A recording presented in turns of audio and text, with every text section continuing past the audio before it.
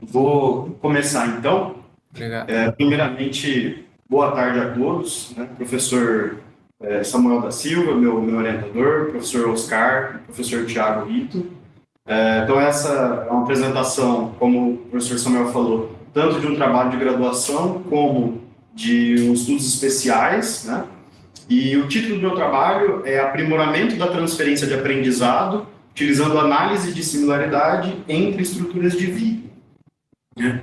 Então, um pequeno sumário dessa apresentação que eu vou mostrar para vocês. O primeiro tópico é uma motivação do trabalho, em que eu vou explicar a motivação, né? O que nós estamos buscando resolver, que tipo de problema nós estamos tentando resolver com esse trabalho.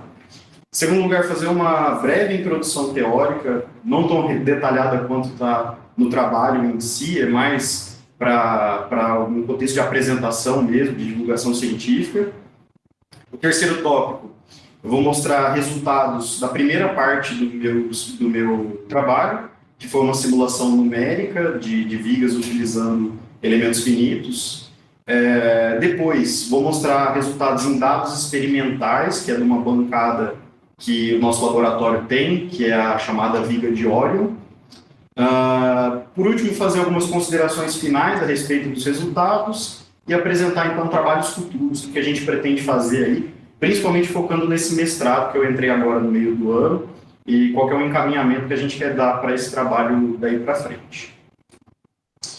Então, primeiro de tudo, um pequeno graphical abstract aqui, para que serve a transferência de aprendizado dentro do contexto de SHM. Né? O paradigma que a gente segue, normalmente, é composto de uma estrutura fonte, da qual a gente tem muita informação, pode ser por quantidade de sensores maior, pode ser por qualidade de sensor melhor. Então, a gente tem uma estrutura altamente instrumentada, da qual a gente pode tirar muita informação e, consequentemente, fazer uma boa classificação estatística desses dados, que vai me permitir uma tomada de decisão a respeito dessa estrutura, relacionando dano, relacionando condições de operação, tudo que a gente quiser analisar é através dessa instrumentação. Porém, essa instrumentação é algo muito caro. Se a gente for pensar em número de sensores, são sensores normalmente muito caros, e aí a gente precisa de uma quantidade grande deles, a resolução, a sensibilidade tem que ser boas, e isso torna o processo todo muito caro. Esse é o paradigma da estrutura fonte. Porém, tendo uma estrutura alvo, né, que a gente chama de alvo, que tenha certa similaridade com a estrutura fonte, mas que seja pouco, que a gente tenha pouca informação, ou seja, tenha um monitoramento mais pobre, menor número de sensores, ou dados mais baratos, né, nessa estrutura alvo, por que não aproveitar essa boa classificação estatística de uma estrutura fonte e utilizar para transferir o aprendizado para essa estrutura alvo, através de algoritmos ali de machine learning, né, de transfer learning, para poder aprimorar a detecção, a classificação dessa estrutura alvo com a informação da estrutura fonte. Isso permitindo uma tomada de decisão melhor a respeito da estrutura alvo, porém gastando menos, né? Então a gente aproveita modelos que já são treinados. Esse é o paradigma de transferência de aprendizado para SHM. E o que a gente busca com isso, né? Nesse trabalho, a primeira parte envolve transferência de aprendizado entre vigas, né, estruturas de vigas, variando a condição de contorno.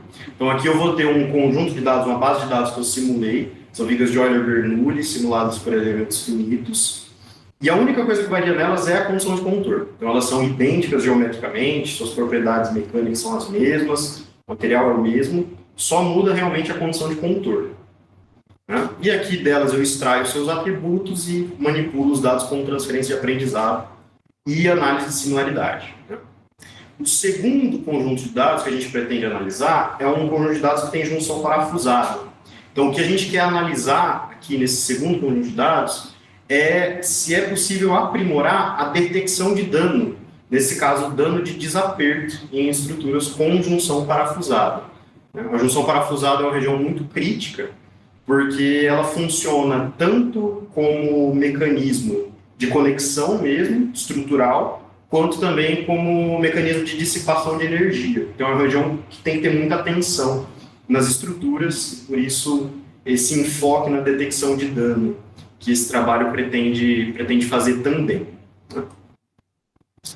Então, mostrando brevemente uma introdução teórica aqui de como funciona o principal algoritmo de transferência de aprendizado que a gente vai usar nesse trabalho, que é TCA. TCA é Transfer Component Analysis. Tem todo o equacionamento no meu trabalho escrito, né? Mas nessa apresentação procurei fazer de uma maneira mais simples, mais visual, o que acontece com o Transfer Component Analysis. Então aqui nós temos dois dados aos quais a gente pretende, né, dois conjuntos de dados que a gente pretende transferir aprendizado de um para o outro. Aqui não importa muito o que é source, o que é target, o que é fonte-alvo, né, se tem dano, se não tem dano. Isso aqui é só uma representação esquemática da transferência em si. Então, nós temos conjuntos de dados, de atributos, e suas distribuições marginais de probabilidade. Aqui eu estou mostrando só a dimensão, né, o problema ele é maior do que isso, mas basicamente o que TCA faz é mapear esses atributos num espaço de alta dimensão e projetar em certos hiperplanos de uma maneira que eu consiga reduzir a distância entre a média dessas distribuições, porém mantendo a dispersão fixa. A variância é um termo que fica fixo nessa transformação. Assim a gente consegue ter um novo conjunto de dados aí que tenha uma distribuição de probabilidade como se fosse única, né? Então a gente realmente tem uma transferência desses atributos. E a outra técnica que nós vamos usar é a análise de similaridade. Como eu falei naquele fluxograma inicial, as estruturas têm que ter certo nível de similaridade para a gente poder fazer a transferência de aprendizado. Porém, como que a gente mensura isso? Tem que ter métricas. Dentro lá da mecânica dos fluidos, da transferência de calor e massa, fala-se muito a respeito dos adimensionais. A teoria dos adimensionais ela envolve garantir, primeiramente, né, similaridade geométrica, estática, cinemática e dinâmica. Aqui, nesse caso, a gente não está muito preocupado com isso. Nós estamos preocupados em similaridade de atributos. Então, é uma modelagem aqui que a gente tenta guiar para orientação por dados, né? Então, a gente extrai dados e compara eles. Meio que não importa essas similaridades dos adimensionais. A principal técnica que a gente utiliza é a similaridade cosseno, que é um método muito utilizado para reconhecimento de padrões textuais, né? Basicamente, o ChatGPT começa com isso aqui, comparando atributos de texto. Essa métrica ela é composta, né, por dois vetores aos quais a gente deseja comparar os dados, né, os elementos desses vetores. É feito, então, o produto escalar deles e isso, então, é dividido pelo produto das normas dos vetores. Isso vai dar uma resposta para nós em torno de -1 e 1, né? Entre -1 e 1. E o que isso significa, né? Produto escalar é basicamente módulo de um vezes o módulo do outro, vezes o cosseno do ângulo entre esses dois vetores. Então, se eu estou normalizando pelo produto das normas, basicamente estou tirando o cosseno. É como se eu estivesse comparando dois vetores pelo seu cosseno. Por isso, similaridade cosseno. Quando a similaridade cosseno é -1, significa que os dois vetores são opostos em direção, em sentido, né, na verdade, porém possuem ali uma mesma magnitude.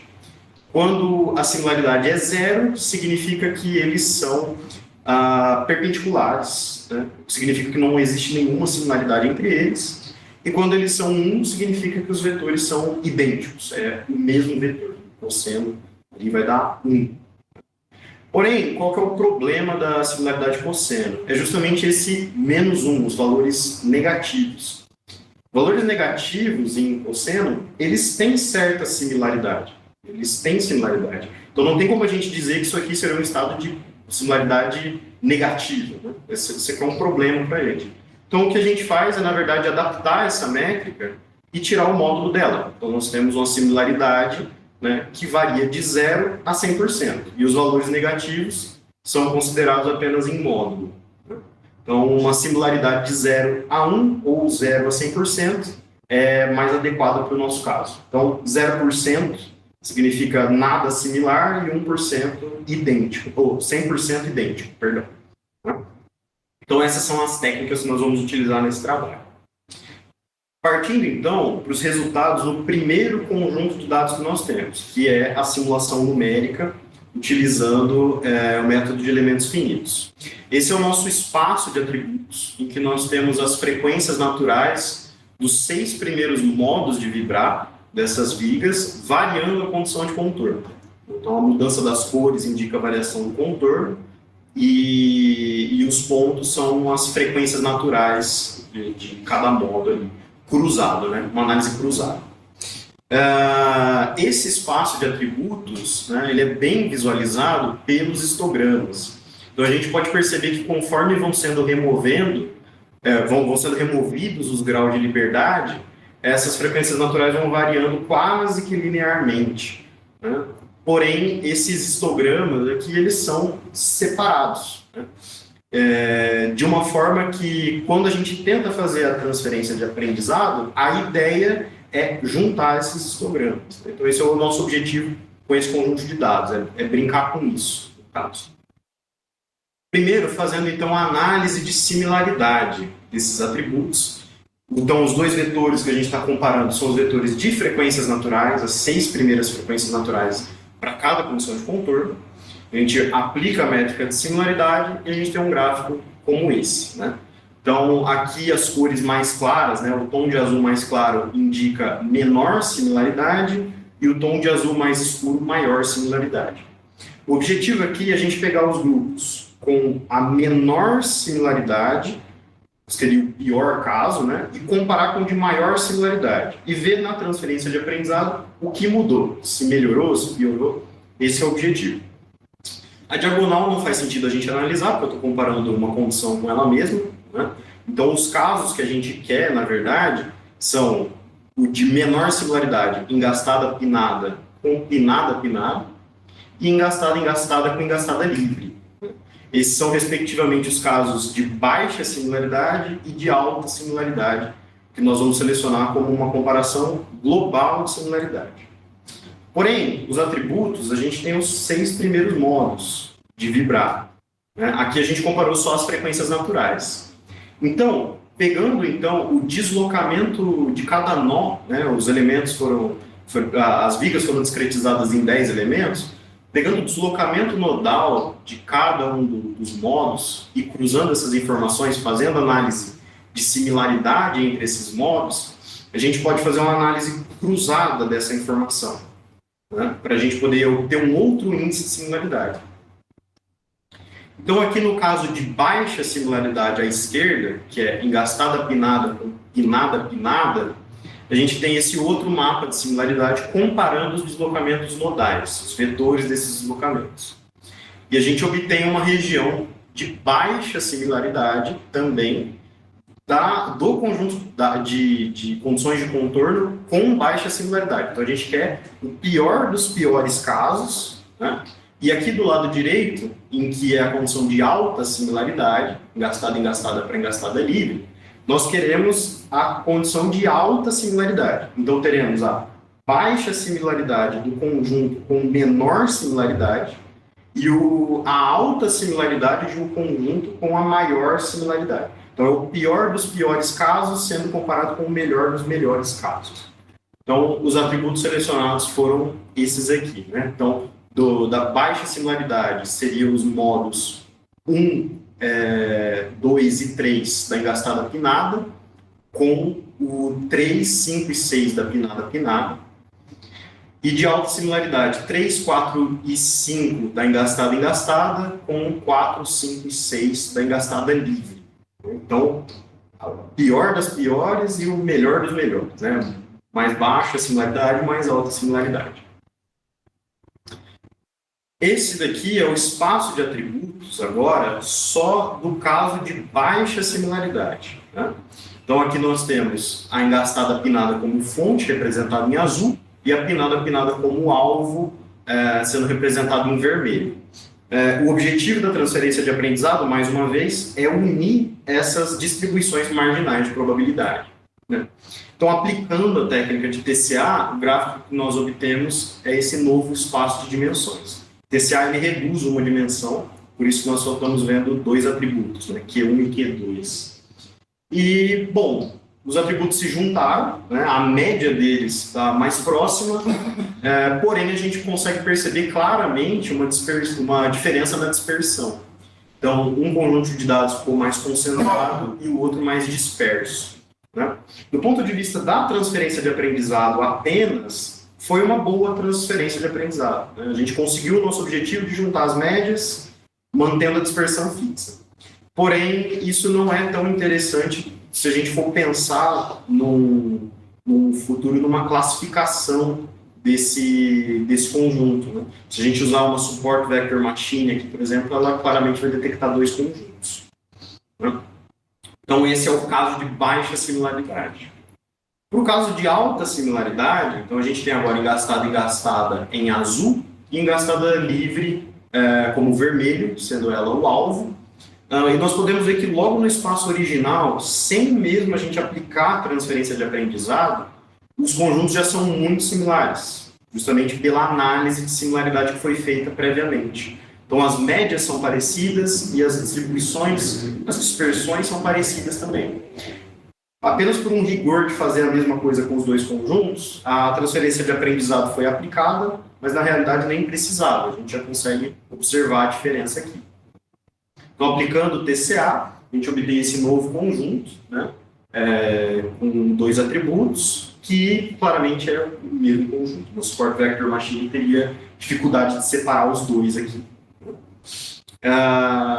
Então, esse foi o primeiro conjunto de dados que nos mostra empiricamente, graficamente, que a análise de similaridade impacta, sim, no desempenho da transferência de aprendizado, principalmente porque as dispersões aqui ficaram muito mais similares do que no caso de baixa similaridade. Partindo, então, para o segundo conjunto de dados, agora com dados experimentais, né?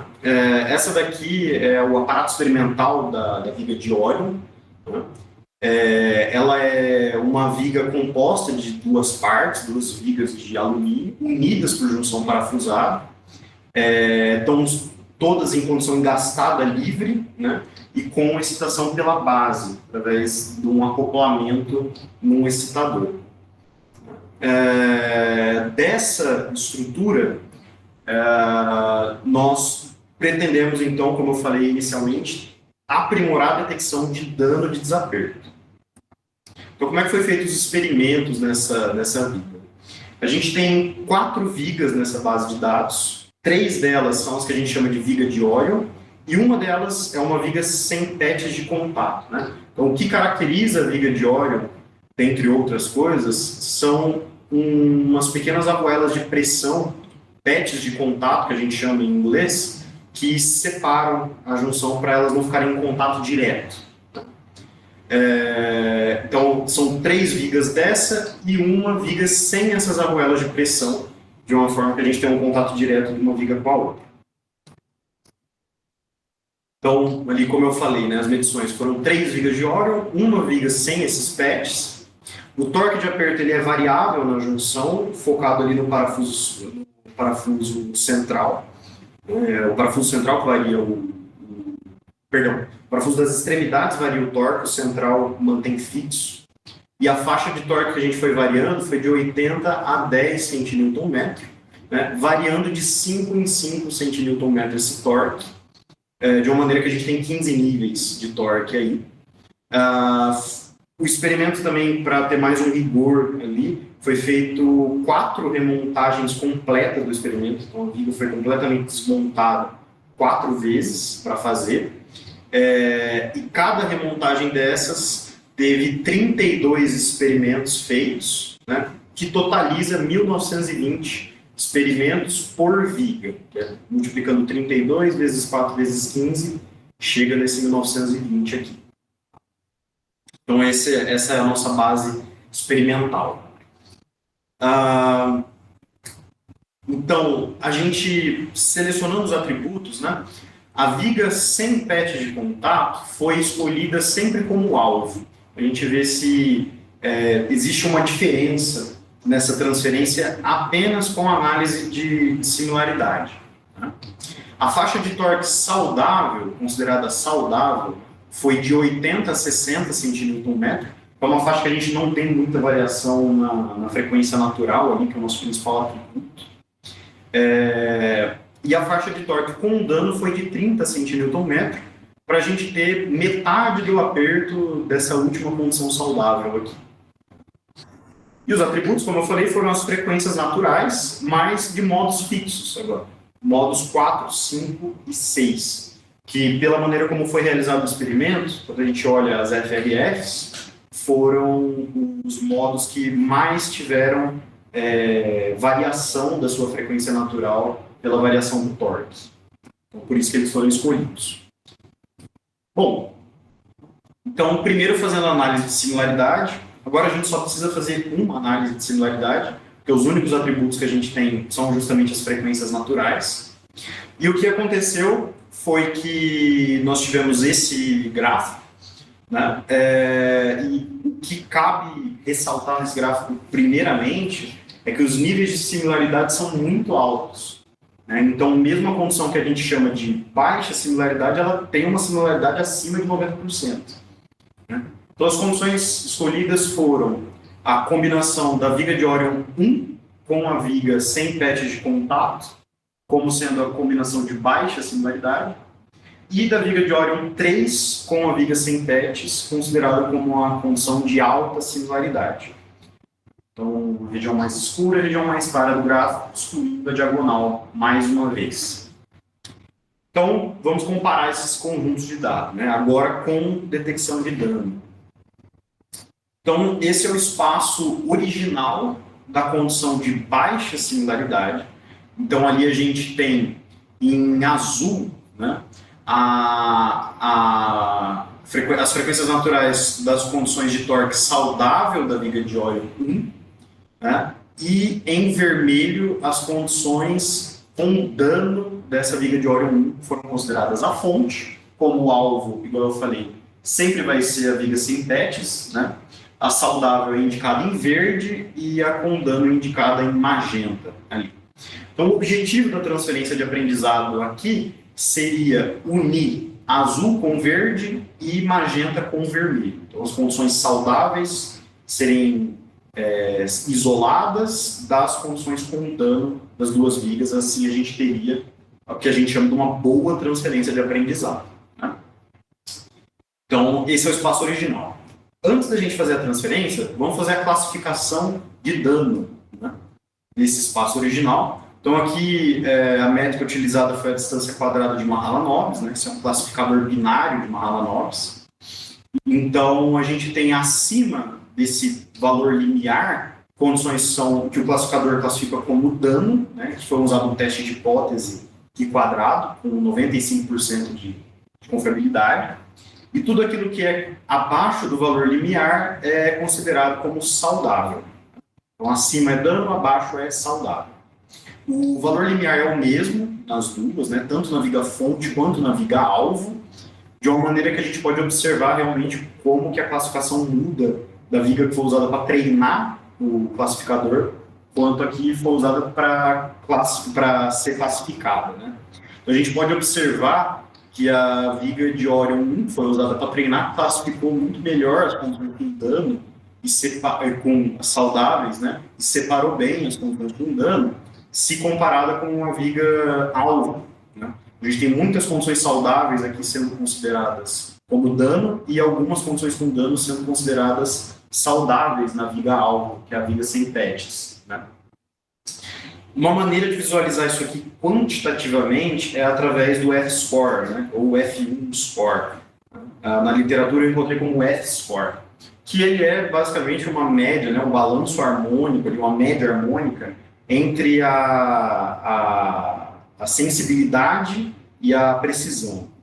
Então seria analisando os falsos positivos, falsos negativos, a taxa de detecção, a gente faz essa média harmônica de uma maneira que a gente tem um valor o quão bom é esse classificador de 0 a 100%. Então, para a viga de Orion 1, que foi usada como fonte, o F-score foi de 98,46%, uma classificação muito boa, e para a viga-alvo foi de 54,51%.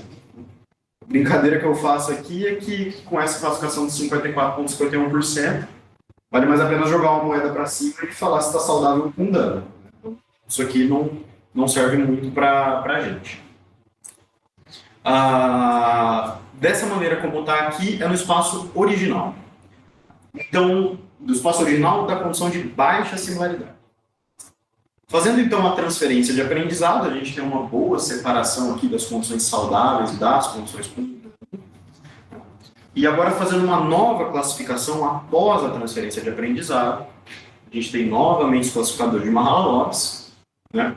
E tirando o F-score, o que nós notamos aqui é o F-score da viga fonte cai um pouquinho, né? Porém o da viga alvo aumenta bastante, quase em torno de 20% ali 20 pontos percentuais, na verdade, né? No F-score da viga alvo. Tá? Então, houve um aprimoramento de quase 20% na classificação da viga alvo com a aplicação de TCA. Tá? Então, esse aqui é o espaço original, da condição de baixa similaridade. O TCA ele faz isso, né? Ele aumenta essa detecção. Agora, vamos pegar o caso de alta similaridade. Então, a gente fez análise de similaridade previamente, esse é o espaço original, né? Agora, a única coisa que alterou aqui, né? As frequências naturais continuam sendo as do mesmo modo, as condições de dano e saudável são as mesmas. A única coisa que mudou foi a viga que a gente usou. Ao invés de usar a viga de Orion como fonte, agora foi usada a viga de Orion 3. E o que acontece na classificação? Né? Agora, classificando o espaço original da condição de alta similaridade. A princípio, parece que não mudou muito. Porém, fazendo o F-score, o que a gente nota é que, né, na viga de Orion 3, muito parecido com a outra condição, né, essa nova viga fonte. Porém, na viga-alvo, a classificação melhorou bastante. A gente teve um aumento aí de quase 12% no F-score, 12 pontos percentuais, na verdade, da viga-alvo, né? Apenas com a transferência de aprendizado, com a análise de similaridade das duas. Então, a gente pegar uma combinação com maior similaridade, melhorou a detecção de dano antes mesmo da transferência de aprendizado. Agora, para ver o resultado final, aplicando então a transferência de aprendizado, a gente tem agora um novo conjunto de dados, dá para ver visualmente pelos gráficos, a gente conseguiu separar bem as condições saudável e dano, né? E na classificação, né, agora a gente tem esses novos gráficos, e o F-score, né, ficou em 95, melhorou um pouco para a viga fonte, e melhorou mais em torno aí de 8%, 8 pontos percentuais para a viga-alvo, aplicando a transferência de aprendizado. Então, como resultado, né, principal desse segundo conjunto de dados, a gente teve um aprimoramento, como eu falei, de quase 12% na classificação da viga-alvo no espaço original, apenas com um aumento de similaridade de uma ordem de 0,8% ali, que seria a diferença entre um conjunto de baixa similaridade e alta similaridade. Como eu falei, esse conjunto experimental, os níveis de similaridade são muito altos entre eles. Então, com uma diferença muito pequena de similaridade, que causou 12% ali na detecção, isso só no espaço original. Após a aplicação de TCA, a gente teve um aprimoramento de quase 8% na classificação. Então, combinando ali as duas, dá aqueles 20% que eu falei. E comparando agora, né, esse F-score da viga-alvo da condição de alta similaridade com o da viga-alvo da de baixa similaridade, quando comparando a mesma viga, a gente teve um aumento de 2% ali no F-score, né? Quando a gente, então, combina a análise de similaridade com o TCA. Então, aqui analisando só com a análise de similaridade, aqui só TCA, a melhora global disso daqui, comparando os dois, foi em torno de 2% ali no F-score. Como considerações finais, né, a gente pôde notar que a análise de similaridade ela foi responsável por indicar combinações ótimas de atributos para a gente fazer a transferência de aprendizado. No segundo conjunto de dados ficou mais claro que apenas com uma similaridade maior já foi possível melhorar os resultados, inclusive no espaço original, né? No primeiro conjunto de dados também dá para ver isso através dos gráficos, pela dispersão. E os resultados do espaço latente, ou seja, após a transferência de aprendizado, mostram que, de fato, a nossa hipótese de que a análise de similaridade aprimora a transferência de aprendizado é sim verdadeira. Então, o que é proposto através desse trabalho é que, além da normalização dos dados, que é algo que eu acho que eu esqueci de falar nesse trabalho, mas as frequências naturais são todas normalizadas por Z-score, por isso da unidade ser entre 0 e 1, 2. Né? Além da normalização dos dados, a análise de similaridade é considerada, então, uma boa prática para o aprendizado de máquina nessa fase de pré-processamento, justamente por selecionar os melhores atributos para a gente utilizar. Né? Além de serem duas tarefas, tanto o TCA quanto a análise de similaridade, similaridade cosseno e o módulo, são computacionalmente baratas. Né? Então, roda muito fácil, muito rápido em computadores tradicionais. Né? Outros métodos são mais pesados, mas os dois utilizados aqui são computacionalmente baratos. Como trabalhos futuros, então, agora encaminhando mais para essa fase do mestrado que eu entrei agora, a ideia é aplicar mais ou menos esse conhecimento em transferência de aprendizado entre trocadores de calor. A ideia é pegar dois trocadores de calor que normalmente na indústria são usados para funções parecidas, como um casco e tubo e um de placas planas, por exemplo. Porém, a gente tem algumas características de cada um deles. Né? O trocador de calor de casco e tubo, normalmente ele é mais fácil de limpar e a gente tem uma precisão maior da temperatura de saída. A gente tem um controle melhor das temperaturas de saída do fluido. Então, consequentemente, a gente tem mais informação, monitoramento feito de uma maneira mais precisa, que leva a uma boa classificação estatística, uma melhora na tomada de decisão. Os de placa plana, eles são mais difíceis de limpar e a gente não tem tanto controle da temperatura de saída, ela é muito variável. Isso gera pouca informação, o monitoramento é mais difícil de ser feito, né, além dessa limpeza. A ideia, apesar de eles serem mais compactos, né? Então, a ideia é pegar e juntar o melhor dos dois mundos, usar a transferência de aprendizado para aprimorar o trocador de placas planas, usando aquilo que a gente aprendeu com o trocador de casco tubo, por exemplo. Né? Estou citando esses dois trocadores. E para isso tem que ser feita uma análise de similaridade entre os dois. Como eu tinha falado anteriormente da mecânica dos fluidos, aqui a gente não precisa garantir necessariamente similaridade geométrica, essas coisas de grupos adimensionais. Então, essa análise ela vai ser feita através de análise orientada por dados. Então, pegar temperatura média logarítmica, pegar velocidade média de escoamento, e essas coisas que a gente vai usar como atributos para transferir. E essa é a ideia agora para o mestrado e é o tema do meu trabalho. Então, queria agradecer às agências de fomento que colaboraram com a realização desse trabalho, a CNPq pelo projeto Universal, né, professor de junções parafusadas, a FAPESP, porque me financiou durante a minha iniciação científica, que levou a decorrência a esse trabalho, e a CAPES, que está me financiando agora nesse mestrado, a Unesp, que é o Programa de Pós-Graduação em Engenharia Mecânica, e aqui é o nosso laboratório Structural Health Monitoring daqui da Unesp de Ilha Solteira. E agradecer a vocês também pela atenção. Se tem alguma pergunta, alguma dúvida, eu estou aberto para a arguição.